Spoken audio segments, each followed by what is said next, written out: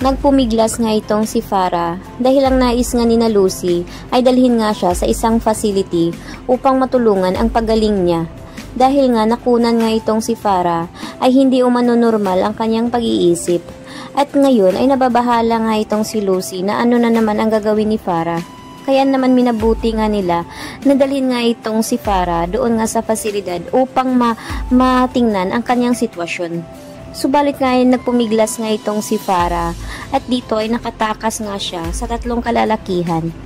Nang nalaman nga ito ni Lucy ay nagulat nga siya at nababahala siya dahil ngayong nakatakas nga si Farah ay baka babalikan nga sila nito dahil galit na galit nga itong si Farah sa kanila. Kaya naman itong si Farah ay hinanap nga niya itong si Darius upang makuha nga niya ito. Kaya nang nakita naman niya itong si Darius, ay agad nga niyang ine-injectionan ito upang makatulog, upang magtagumpay nga siya na dalhin ito sa kanyang lugar. At dito ay handa na nga itong si Farah na i-injectionan ito nga si Darius. Kaya naman nawala nga ng malay itong si Darius at tinangay nga ito ni Farah.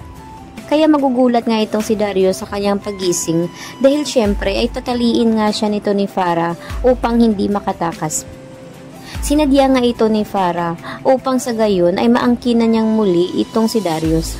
Dahil ito lang naman talaga ang inaasam-asam nga ni Farah na kunin ang pagmamahal nga dito ni Darius at nais nga niyang mawala na sa buhay ito nga si Lucy.